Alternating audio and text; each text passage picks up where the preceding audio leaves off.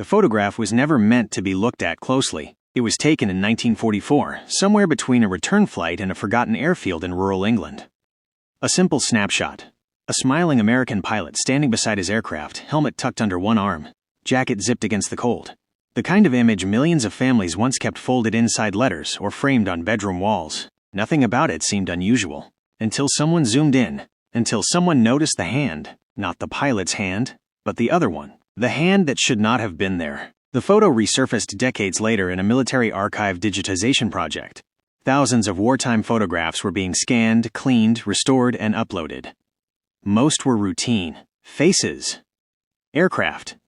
Smiles frozen in moments stolen between missions. This one passed through 3 archivists before anyone stopped. The pilot's name was First Lieutenant Andrew K. Halvorson, United States Army Air Forces. Age 26. Assigned to a bomber support unit. Official records listed him as missing in action 3 weeks after the photo was taken. No body recovered. No wreckage confirmed. Just gone. The original print was small, barely 3 inches wide, its edges soft from handling. In the unzoomed version, Halvorson stands relaxed, almost cheerful. His eyes squint slightly against the sun. His posture is confident. Alive! Behind him, the aircraft looms like a sleeping animal. And then there is the shadow. At first glance, it looks like nothing. A darker smear near his left side. Something easily dismissed as damage to the print, or a trick of lighting. Archivists see thousands of those every day. But when the contrast was adjusted, the shadow sharpened. It had fingers. 5 of them. They were wrapped around Halvorson's forearm. The hand was not human. It was too long. Too thin. The joints bent at angles fingers do not bend. The nails were dark, elongated, pressed into the fabric of the pilot's jacket as if gripping hard enough to leave marks. What disturbed the archivist most was not the shape. It was the placement. The hand emerged from behind Halvorson, but there was no arm attached to it. No shoulder. No body. No shadow belonging to anything else. Just a hand. Holding him. The archivist, a former Air Force historian, reportedly zoomed out immediately. He later said he felt a sudden pressure in his own arm, like circulation being cut off. He laughed it away at first. A stress response.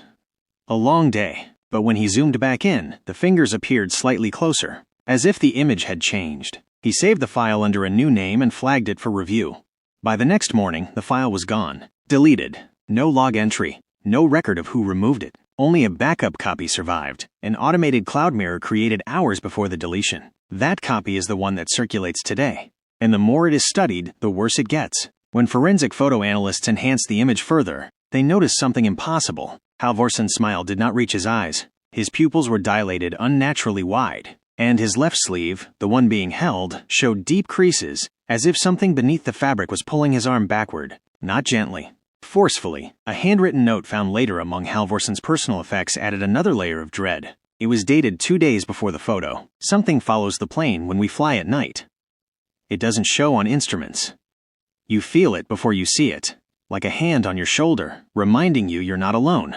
At the time, the note was dismissed as combat stress. Pilots reported hallucinations frequently, hypoxia, fatigue, fear. But Halvorson's squadron mates described something different. They said he refused to fly alone. They said he slept with the lights on. They said he once woke screaming, clutching his arm, insisting someone had tried to pull him through the cockpit wall. One mechanic recalled Halvorson begging him to inspect the aircraft's shadow, not the plane itself, the shadow it cast on the runway. He said it didn't match, the mechanic later testified. Said sometimes the shadow had too many limbs. The photograph was taken the morning after a night flight. Halvorson insisted on it. According to squadron logs, he asked another pilot to take the picture.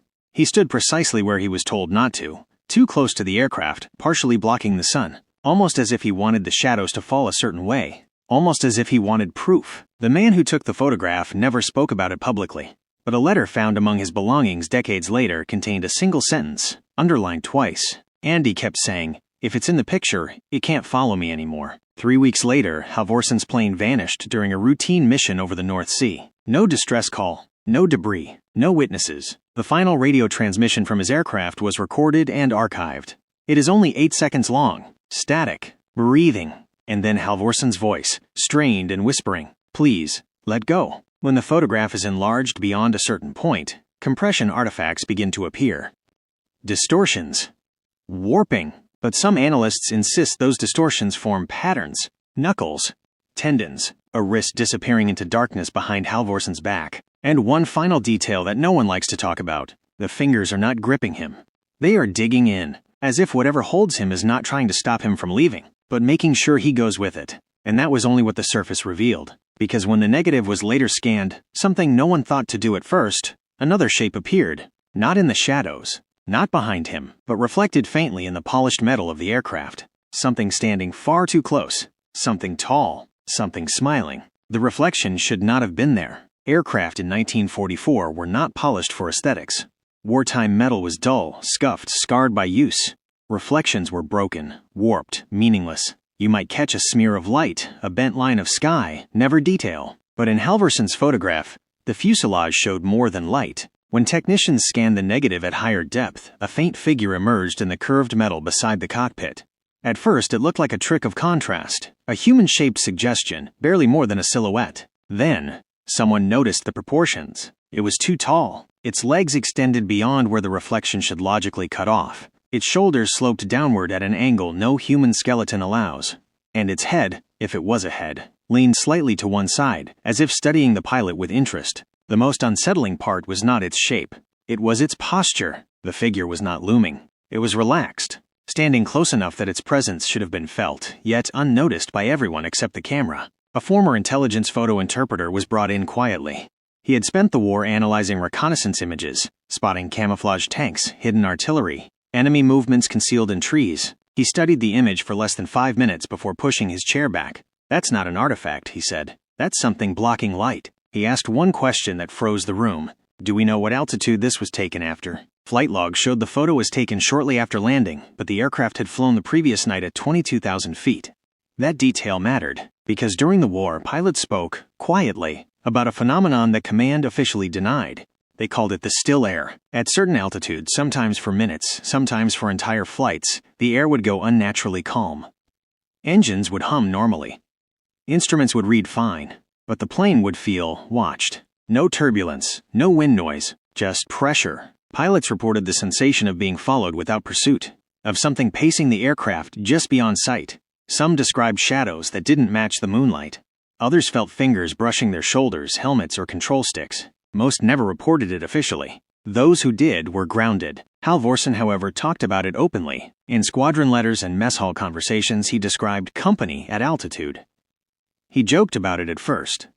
Then he stopped joking. One fellow pilot recalled Halvorsen refusing to fly above a certain height unless absolutely ordered. He said, "Below that level, it can't reach us," the pilot later said. Above it, it's already there. 2 nights before the photograph, Halvorsen's aircraft returned late. Ground crew noted his hands shaking as he climbed out of the cockpit. His left sleeve was torn slightly at the seam. When asked what happened, he said only, "It doesn't like when you notice it." That same night, a base medic treated him for deep bruising along his forearm. Finger-shaped bruises. Too long, too narrow. The medic noted something else in his report, something he later tried to have removed. The bruises appeared to go against muscle movement, as if the arm had been pulled backward while resisting, as if Halvorsen had been held. The photo was taken the next morning. After the reflection was discovered, analysts began comparing the image to other photographs taken on the same airfield around the same time. That's when the pattern emerged. In 3 other photographs, all unrelated, faint distortions appeared near aircraft shadows. Slight elongations, extra dark shapes that didn't match the plane's outlines. In one image, a bomber's shadow appeared to have an additional limb. In another, the shadow bent in the wrong direction. Those planes all shared one thing. Every crew member aboard later died or vanished. No survivors. No wreckage recovered intact. One historian found an internal memo from 1943 marked restricted. It warned pilots about flying through optical anomalies at altitude. The memo advised descending immediately if certain sensations occurred: pressure, stillness, the feeling of being accompanied. The memo was withdrawn weeks later, replaced with nothing. The official stance became silence. Back in the present, something stranger began happening. Researchers studying the photograph reported physical symptoms: tingling in the arms, sudden fatigue, headaches that worsened the longer the image was on screen. One analyst said the fingers in the photo appeared to move slightly when viewed for extended periods. Not animation, something subtler, a change in tension, like muscles flexing. When the image was flipped horizontally, the hand appeared on the opposite arm, but the grip marks on Halvorsen's sleeve did not move, as if the hand was not bound by the photograph's orientation. as if it was aware of being observed. The most disturbing discovery came from an audio engineer. He isolated the background noise in the final radio transmission, the one where Halvorsen whispered, "Please let go." Beneath the static, beneath the breathing, there was another sound. A faint rhythmic clicking, not mechanical, too organic. Almost like knuckles tightening, and layered beneath that, barely audible, a second breath. Not synchronized with Halvorsen's, too close to be coming from another crew member, too slow. When the audio was slowed, stretched, and cleaned, a pattern emerged. The breath was not inhaling, it was only exhaling. Long, satisfied. The photograph was no longer treated as a curiosity. It was treated as evidence of something that followed aircraft at altitude, of something that used shadows, reflections, and stillness to stay unseen, of something that could touch without being felt until it wanted to be. And Halvorsen's photograph was not a warning. It was a confirmation. He had been right. If it appeared in the picture, it meant it was already too close. Because whatever it was, it didn't follow planes. It rode with them. And once it chose a pilot, it never let go willingly. The military did not deny the disappearances. They explained them. Weather, enemy fire, mechanical failure, navigation error, fatigue. Each explanation worked on its own. Together, they formed a pattern that no one wanted to acknowledge. Because the planes that vanished were not random. They shared altitudes. They shared flight times. They shared crews who had reported the same sensation. Still air, pressure, the feeling of being accompanied. And in several cases, they shared photographs, not official reconnaissance images. Personal photos. Casual snapshots taken before or after flights. Smiling faces. Aircraft silhouettes. In 6 of those photographs, analysts later identified the same anomaly. Hands, reflections, shadows that bent toward the aircraft instead of away from it. The phenomenon was given an internal designation that never reached the public: anomalous proximity effect. The wording was deliberate. Vague enough to sound technical, harmless enough to avoid panic, but the internal notes were anything but calm. One declassified report from late 1944 described pilots experiencing localized gravitational pressure inside the cockpit. Another noted unexplained resistance on control surfaces, not enough to register as failure, but enough to be felt by the pilot. One chilling line appeared repeatedly. Aircraft behaves as if partially restrained. Pilots began modifying their routines. Some refused to fly at night. Some avoided specific altitudes.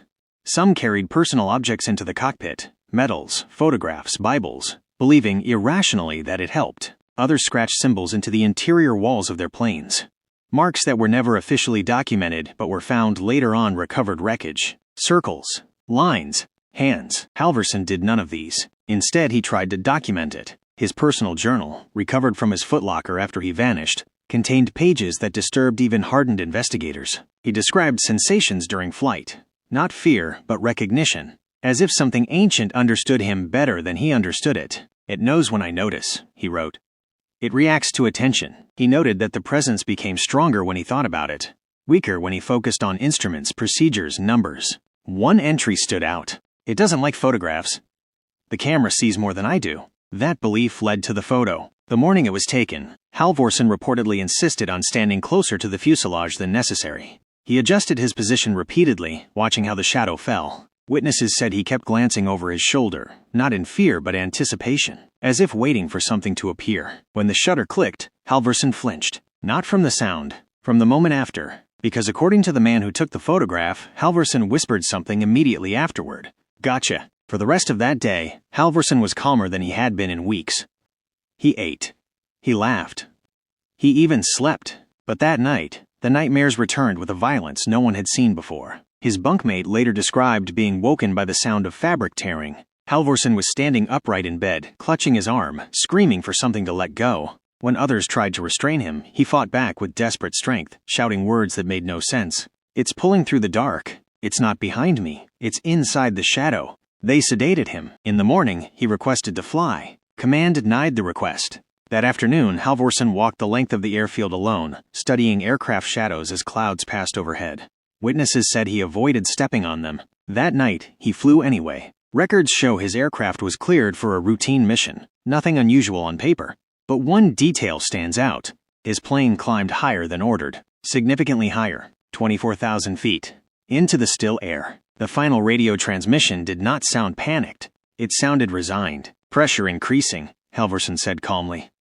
"Feels like static, then breathing, then the words, 'Please, let go.'" After that, the plane disappeared from radar. No explosion, no fireball, no debris field, just absence. Years later, a fisherman in the North Sea reported something strange.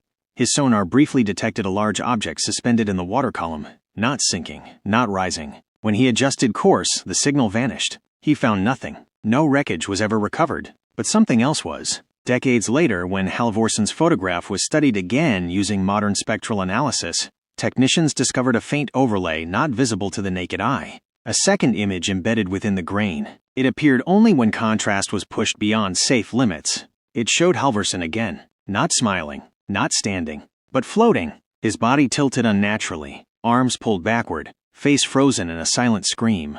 And around him, fingers, dozens of them, overlapping, gripping, emerging from darkness that did not belong to sky or sea. The analysts shut down the process immediately. They agreed unanimously not to publish the enhanced image. Not because it was frightening, but because every person who saw it reported the same thing afterward, a sensation of pressure, on the arm, on the shoulder, as if something was testing its grip, as if it remembered being noticed once before, and was curious whether it had been noticed again.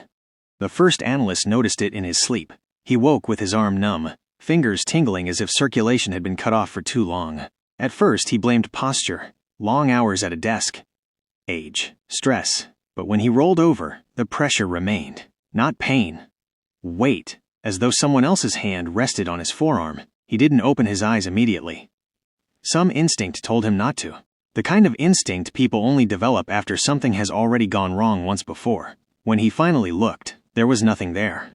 No bruises, no marks, just the lingering sensation of being held. Within weeks, similar reports surfaced among others who had studied Halvorson's photograph extensively. Always the same symptoms. Always the same side of the body. Always the arm closest to the image while working. One technician began wearing compression sleeves to bed. Another slept with a light on. A third stopped sleeping altogether. They didn't talk about it openly, not at first. Then the dreams began. Not nightmares, not at first. Dreams of flight, not piloting a plane, but being carried. Suspended in still air, no wind, no sound.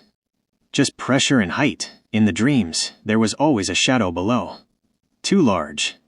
Too close. One analyst dreamed of standing beside an aircraft he did not recognize. He saw himself reflected in the metal. But his reflection did not move when he did. Instead, it smiled. Another dreamed of hands emerging from darkness, not grabbing but waiting. Patient. Certain. The most disturbing report came from a woman who had only viewed the image once. She described feeling an immediate heaviness in her arm, and shut the file within seconds. That night, she dreamed of standing behind someone who could not see her. She said she felt an overwhelming urge to reach out. To hold. To keep them from leaving.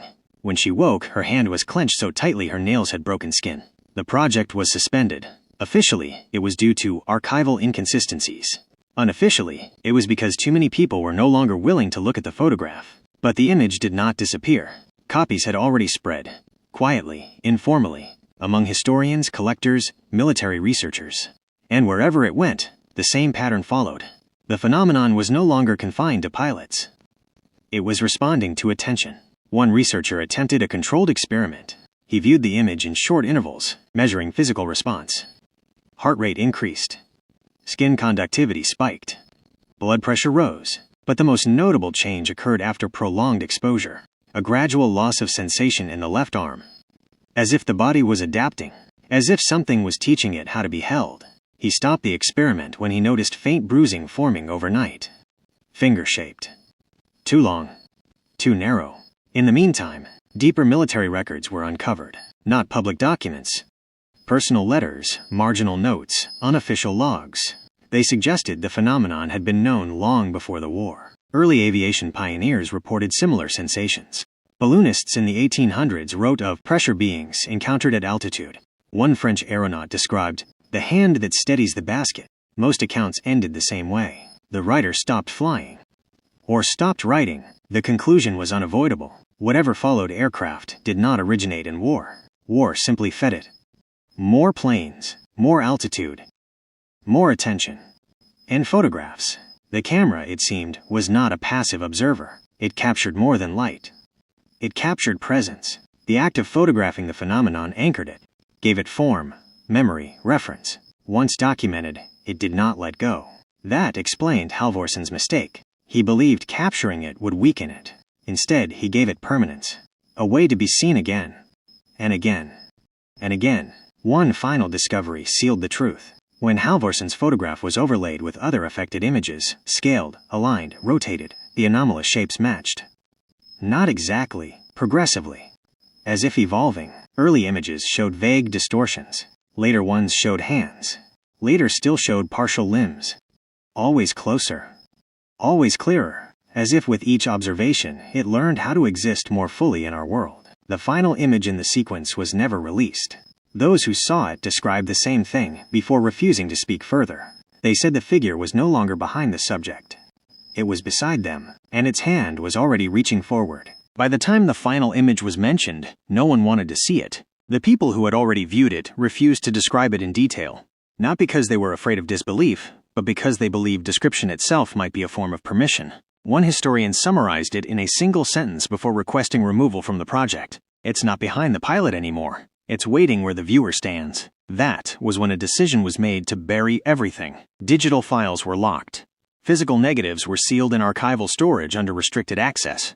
The Halvorson photograph was reclassified, stripped of its annotations, and reduced to a low-resolution scan that concealed the details. Officially, the case was closed. Unofficially, the symptoms did not stop. Those who had studied the image closely began to notice changes not in their dreams, but in their waking lives. Shadows lingered longer than they should have. Reflections in glass seemed delayed. Arms fell asleep too quickly. Not pins and needles, numbness. As if circulation had been gently interrupted. One researcher reported an inability to let go of objects. Coffee mugs. Door handles. Pens. His grip would tighten, without conscious intent. He described the sensation as unfamiliar pressure layered beneath his own muscles. Like guidance. Like instruction. Then came the first disappearance. Not a pilot. Not a historian. A civilian archivist who had handled the negative briefly, less than 5 minutes, vanished while driving home. Her car was found abandoned on a rural road. Engine running. Door open. No signs of struggle. Her phone was recovered on the passenger seat. The last photo on it was not of herself. It was a reflection in the windshield. A hand, pressed from the inside. The investigation quietly stalled. Those still involved in the project began comparing notes privately. Patterns emerged that could no longer be ignored. Exposure mattered. Attention mattered more. The phenomenon did not respond to fear. It responded to focus. The longer someone studied the image, the more defined their symptoms became. As if the thing in the photograph required recognition to maintain its hold. One analyst, convinced this was a mimetic effect, a psychological contagion, attempted to counter it by refusing to look directly at the image while working. He lasted 2 days. On the third, he found himself tracing the outline of his own shadow on the wall, unable to stop. That night, he dreamed he was standing beside Halvorson, not in the photograph. In the moment it was taken, he felt the sun, the cold air, the weight of the flight jacket, and the hand. Not painful, certain. Halvorson did not struggle in the dream.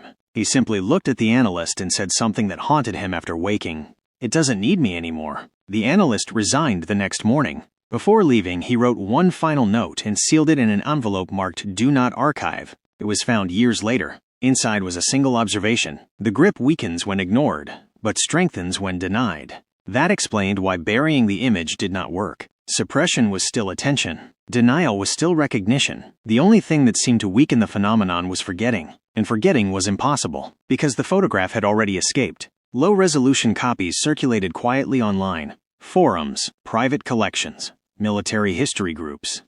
Always framed as a curiosity, always as something, probably nothing, but even degraded, the image retained its effect. Viewers reported discomfort, pressure, the sense of being accompanied. Some dismissed it, some joked about it, some felt compelled to zoom in. And those who zoomed in the longest began noticing the same detail Halvorson had tried to capture. The fingers were not pulling him backward, they were bracing him, holding him steady, as if preventing him from falling, or from escaping. That realization reframed everything. What if the hand was not attacking? What if it was ensuring continuity? What if altitude was not the trigger, but separation? Pilots left the ground. Observers separated themselves from the moment. The camera froze that separation, and something that existed in the in-between latched on. The phenomenon did not want pilots. It wanted anchors. The final piece of evidence came from an unlikely source. A restoration technician working on unrelated wartime photographs noticed something familiar in a 1945 image taken months after Halvorsen vanished. A different pilot. A different aircraft. Same airfield. The photo appeared clean, ordinary, until contrast was adjusted. There, faint but unmistakable, was the same hand. Clearer than before. More solid, as if practice had made it stronger. That pilot did not go missing. He lived. He retired. He died peacefully decades later. But in every photograph taken of him after that day, his left arm is never fully visible. Always cropped. Always obscured. Always held close to his body. As if he knew. As if he was still being held. By the time the last document surfaced, there was no one left officially assigned to the case. It appeared quietly, folded inside a misfiled personnel folder, overlooked for decades. No classification stamp, no warnings. Just a handwritten report dated 1946, unsigned. The paper was brittle. The ink uneven. The tone exhausted. It described a controlled test that never appeared in any official record. After Halvorsen's disappearance, Command authorized a final experiment. One that would determine whether the phenomenon could be transferred, isolated, or neutralized. They selected a volunteer, a pilot grounded for medical reasons. No active flight duty, no exposure to altitude, no combat stress. A man who had never reported any sensations of still air or pressure. They showed him the photograph, not the degraded version. The original print. He was instructed to look at it for 10 minutes. Nothing happened at first. Minute 3, mild discomfort in the arm. Minute 6, loss of sensation from elbow to wrist. Minute 8, involuntary tightening of fingers. At minute 10, the pilot asked to stop. He said it felt like someone was standing too close. They ended the test. That night, the volunteer did not sleep. He reported the same dream Halvorsen had described. Still air, no wind, no sound, and the sensation of being held in place. The next morning, the pilot refused further participation. He requested immediate discharge. Command denied it. They wanted one more test. They took a photograph of him holding the original photograph. A photograph of a photograph, a record of observation observing itself. When the new image was developed, the room went silent. The hand was no longer behind the subject. It was on him, clear, defined. Wrapped around his forearm, no distortion, no shadow trick, a grip. The volunteer broke down. He begged them to destroy both photographs. They refused. He never flew again. He never slept more than an hour at a time. Within a year, he was institutionalized. His final words, recorded by a nurse, were simple. It doesn't need the plane anymore. The report ends with a conclusion written in a different hand. Slower, more deliberate. The phenomenon is not attached to altitude, aircraft, or war. Those were only conditions of discovery. It attaches to attention. It anchors through observation. It persists through memory. No recommendations followed, because by then, it was too late. The photograph had already done what it needed to do. It had been seen, and once seen, it did not release. That explains why the image still circulates, why people who view it feel pressure in their arms, why shadows sometimes feel heavier than they should, why certain old photographs make people uneasy without knowing why. Because some images are not records. They are connections, and the hand in Halvorsen's photo was never pulling him away. It was preventing him from falling out of alignment, keeping him where the phenomenon could reach him, where it could remain known. There is one final detail few notice. If you look at the photograph long enough, not zooming, not enhancing, just letting your eyes rest on it, Halvorsen is not looking at the camera. He is looking slightly past it, at where the viewer stands, as if he knows someone will be there eventually, as if he is trying to warn them, or perhaps asking for help, or perhaps already gone, held in place by something that does not let go once it has been acknowledged. If your arm feels heavy right now, that is normal. If you feel the urge to shift position, to shake out your hand, to make sure you are alone, that is normal too. What would not be normal is pretending you didn't notice anything at all, because the hand does not care about belief, only recognition. And once it knows you have seen it, it remembers where to find you. Forgotten remains.